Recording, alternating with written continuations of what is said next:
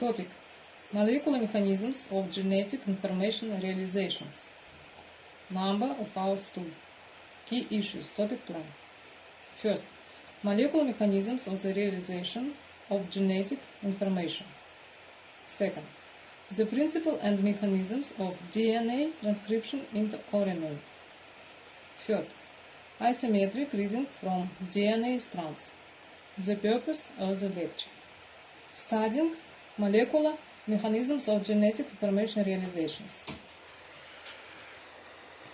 Although DNA contains the genetic information that is used by the cell to synthesize the many different proteins that are used by that cell, the DNA molecule itself is not directly involved in protein synthesis. In fact, what the cell does is it uses an intermediate molecule known as RNA, which is involved directly in protein synthesis. And as we discussed in the previous lecture, there are 3 types of RNA molecules, and each type of RNA molecule serves its own unique purpose in protein synthesis.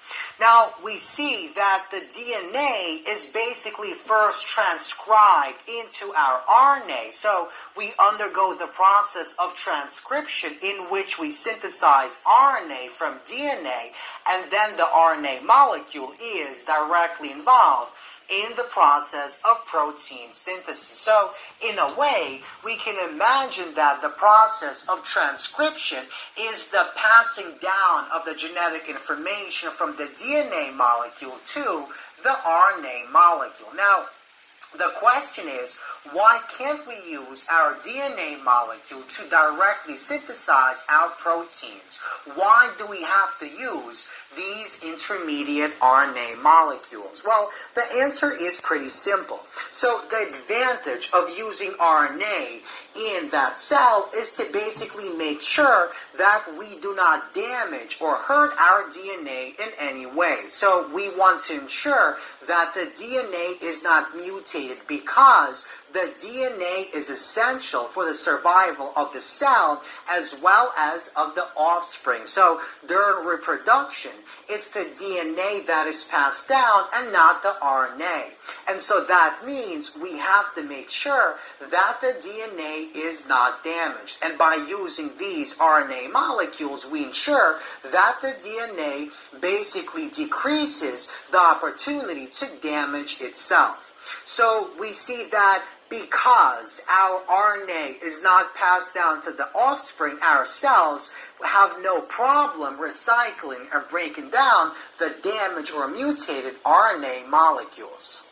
So we see that transcription is the process by which we pass down the genetic information from our DNA molecule to our RNA molecule. And because DNA are only found in 2 locations, in the nucleus and the mitochondria, we see that the process of transcribing our DNA to RNA only takes place either in the nucleus or in our mitochondria. Now, the process of transcription can be broken down into 3 stages. We have initiation, we have elongation, and we also have termination. So let's begin by discussing what initiation is.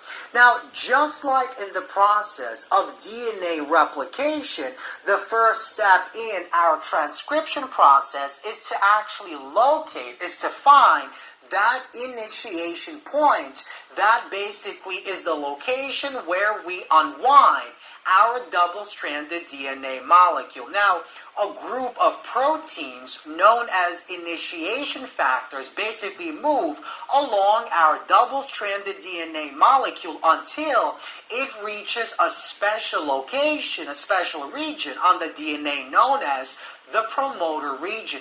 Now, what the promoter region is, it's basically a special sequence of DNA nucleotides that signals the RNA polymerase to actually join the protein complex and begin the synthesis of our RNA strand.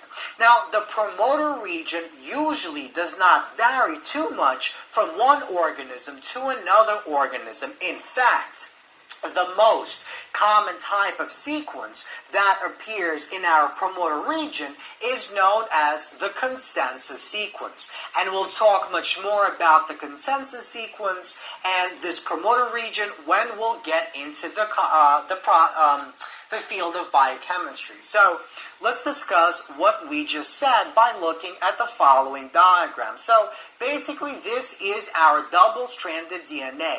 So this is the 3 end, this is the 5 end of the single strand shown above, and this is the 5 and this is the 3 end of the single-stranded DNA molecule shown below. And they're connected via hydrogen bonds between our nitrogenous bases. Now, this is our RNA polymerase as well as our initiation factors.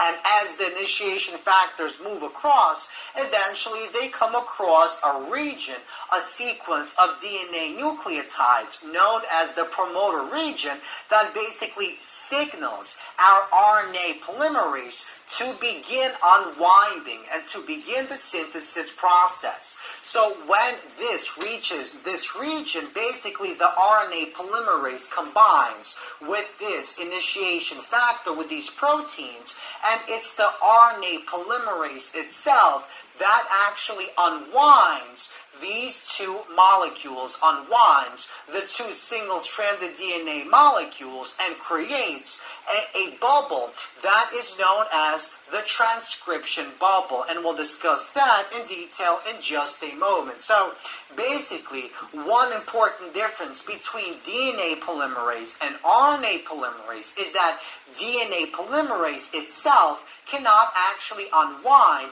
the double helix of our DNA, but the RNA molecule, the RNA polymerase, can in fact itself unwind our molecule. Recall that in our discussion on DNA replication, a special type of enzyme known as DNA helicase actually has to unwind the double helix, but in this case, the RNA polymerase itself can actually unwind our double helix.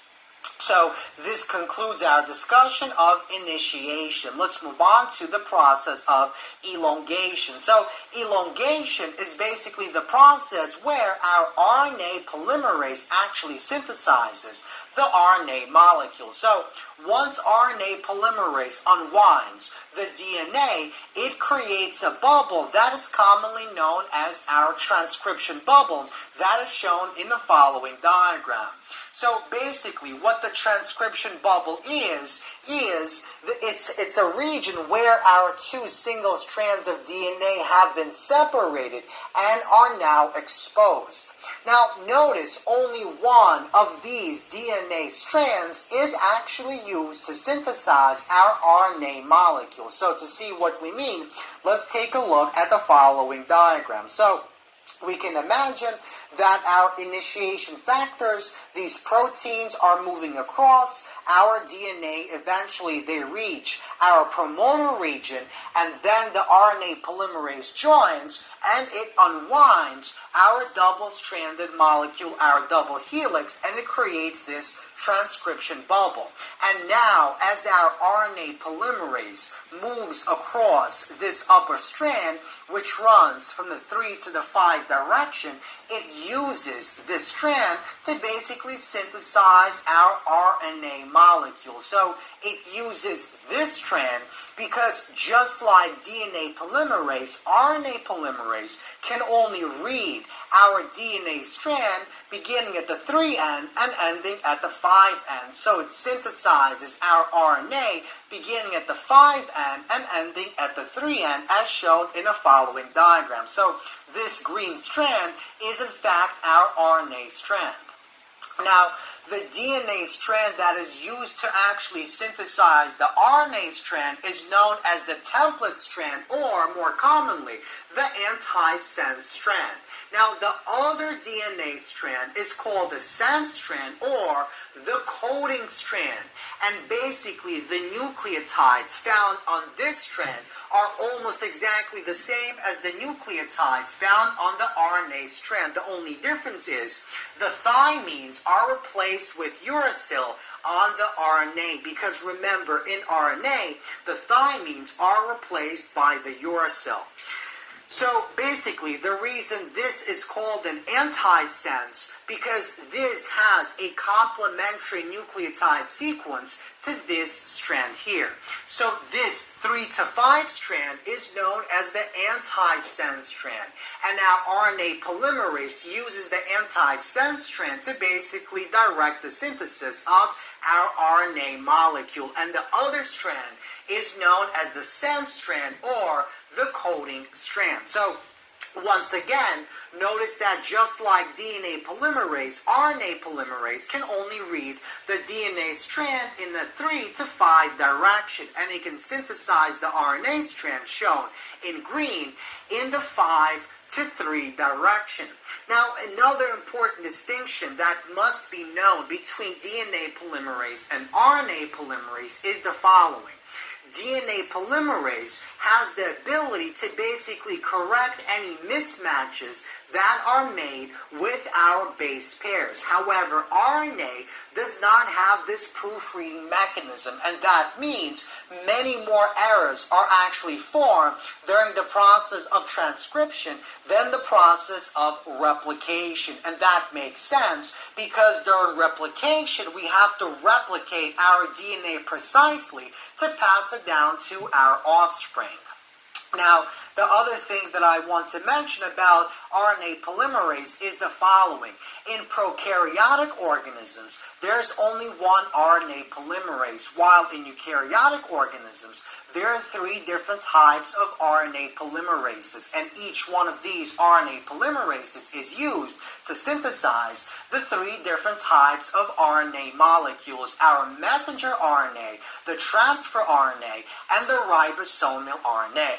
Now, what about the process of termination? So, just like there is a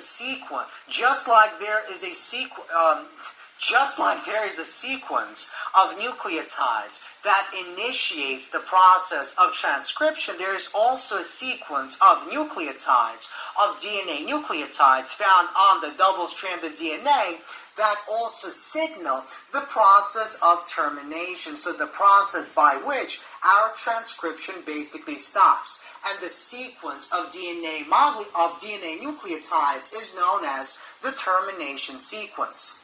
Now, when the RNA polymerase basically reaches this termination sequence, certain types of specialized proteins may assist in the process of termination. For example, in prokaryotic organisms, a special type of protein known as the Rho factor binds to our RNA and helps the RNA to dissociate from our DNA molecule, and that basically terminates the process of transcription. So, once again, transcription is the process by which we basically transfer the genetic information from DNA to RNA.